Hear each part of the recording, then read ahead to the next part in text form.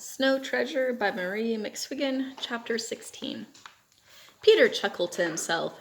The commandant didn't know that Mr. Anders, the schoolmaster, had joined the Norwegian army, had gone away to fight. There would be no school, no matter what the commandant ordered. But that was reckoning without that resolute individual. There would be school if a German officer had to teach it. The grown folks had been told. When they first heard of the new order, they sent a committee to tell the commandant about Mr. Anders, and such was his reply. When Peter came back from the Holmes farm the next day, he saw German soldiers posting notices throughout the town. They had nailed long white handbills to the church door and on the post office and on the very school itself. Now they were putting additional ones on the light poles. The handbills were printed in Norwegian. They said that all must go about their lives as before the German occupation.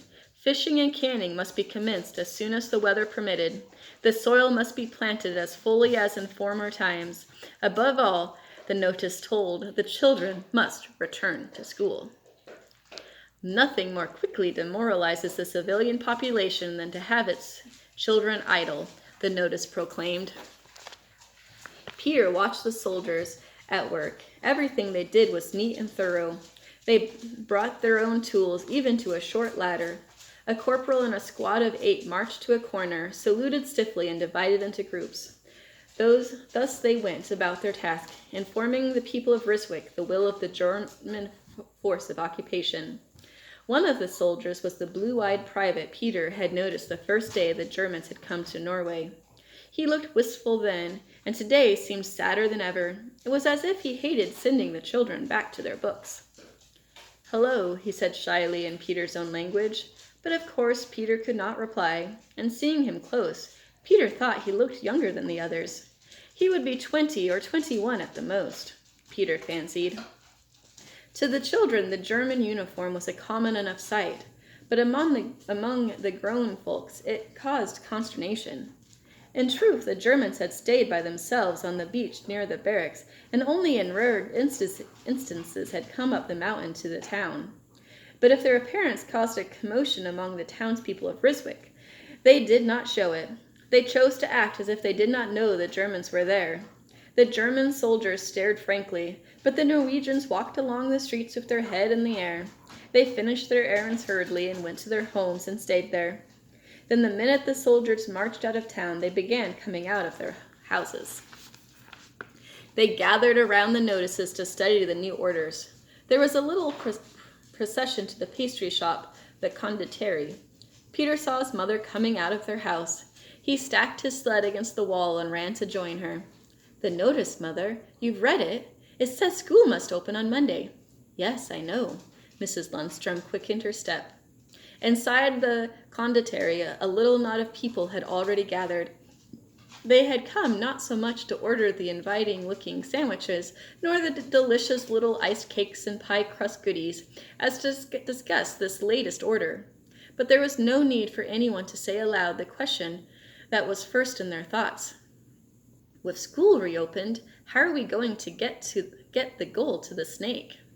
Mrs. Lundstrom felt they should be careful about discussing it and warned the others to caution. The soldiers had barely left the town. They might return.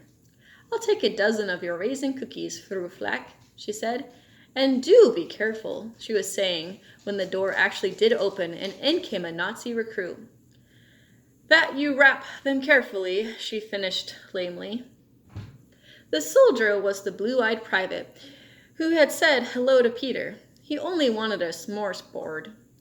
He chose one of the open egg and herring sandwiches and asked for a cup of coffee. Then he took a seat at one of the tables by the wall, his back to the women at the counter. Fru Flack brought him his order. He began to eat his smorgasbord, slowly at first, and then more rapidly. With his entrance, the many busy tongues were stilled. Not a single syllable had been spoken the entire time he was there. When his own words died away, there was a complete silence, as if he realized that all eyes were on his back. He ate his sandwich and tried to drink the steaming coffee, but it was too hot. After a couple of mouthfuls, he pushed aside the cup, rose, and stood, and took his leave. "You see," Mrs. Lundstrom stretched out her hands. I don't want to spoil your day self, Fru Flack, but I think it would be better if we talk about this in our homes. Peter picked up the box of pastries his mother had bought and followed her out of the door. But she did not go home as she had advised the others to do. She walked along the diagonal of the town square to its opposite side and beyond to the home of Dr. Aker. She lifted the brass knuckle. Marta, the housekeeper, smiled in welcome. Yes, the doctor was home. Would Fru Lundstrom and Peter come in? They entered the doctor's study, cheerful with its chintz-covered furniture and shining hearth brasses. Dr. Aker gave them a cordial welcome.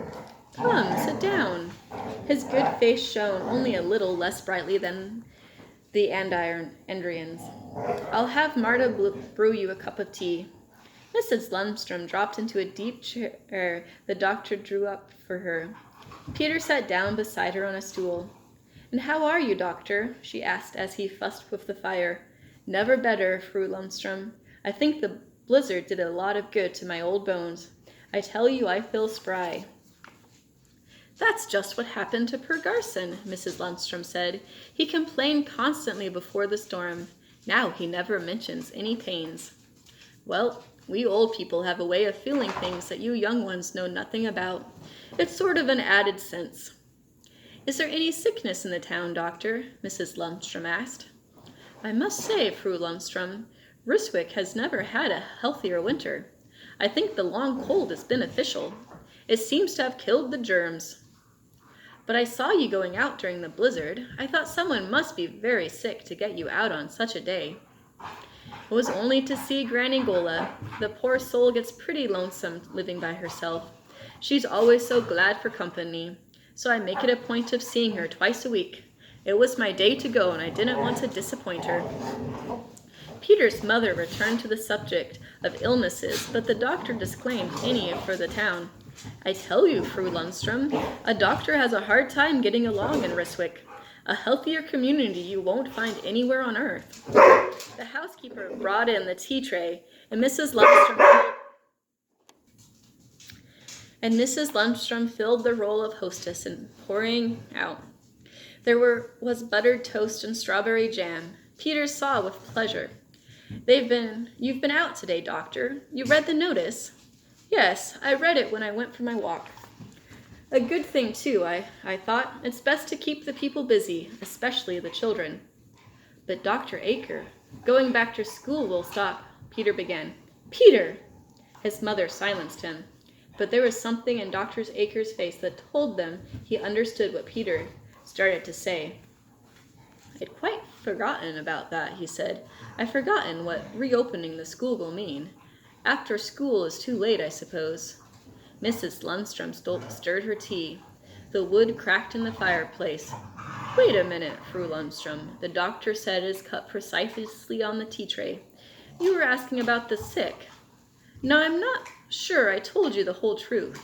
You see, we doctors don't like to alarm the townsfolk. But in the winter, one can always expect some sickness. And widespread sickness amounts to an epidemic, Miss Lundstrom added.